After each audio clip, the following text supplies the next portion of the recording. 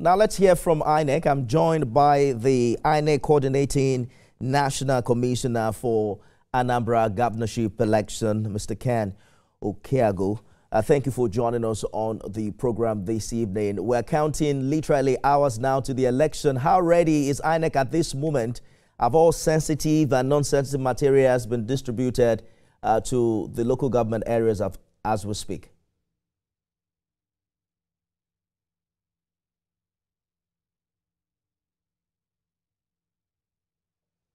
Mr. Okeago, I'm asking how ready INEC is less than 48 hours to the election.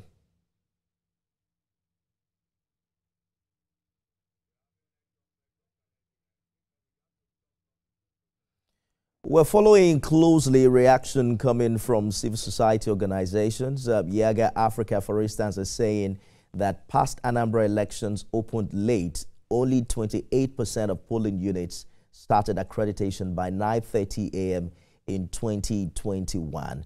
There are concerns about what INEC is doing differently this time to guarantee that polls open early in all the local government areas. We've heard some impressive numbers while we spoke with INEC last week. 5,718 beavers, 978 in reserve. And then the rec, who was on the show last week, mentioned that there was no single beavers failure since she assumed office in 2022. But we're also following closely what stakeholders are saying, what the experience of past voters have been, and also the review of INEC's preparation thus far. We're trying to connect with the INEC Coordinating National Commissioner for this election, Ken Okeago. Mr. Okeago, I'm asking how prepared INEC is less than 2 days to this election. Yeah, we are. Can you hear me? I can hear you loud and clear, sir. Yeah, we are well prepared. We are ready for the election. We just carried out a bit of what I consider the last activity we need to carry out today. We are still at the CBN. We just finished distributing the sensitive materials comprising the ballot papers, the result sheets, and the beavers. They have all been moved to the local government offices, the 21 local government offices we have in Anambra State. Tomorrow they will be sorted and by RUAs, what we call ward, RUAs or wards, and moved to the racks. From there, we'll be ready on Saturday, the 8th of November, by 7 a.m. latest. That's our target. We'll be at the various polling units, set up the polling units, and wait for voters to come out by 8:30. So we are set. The issue of logistics has always been a thing in previous election. Yaga Africa says the last Anambra election in 2021, only 28% of polling units started accreditation by 9:30 a.m. What are you doing differently this time to guarantee that elections will start early at all the local government areas? Okay, like I said, our target is to we have racks, the camps where we camp our ad hoc staff overnight and then move them to the various polling units in the morning on election day. Now we are going to activate the racks by 12 noon on Friday, tomorrow.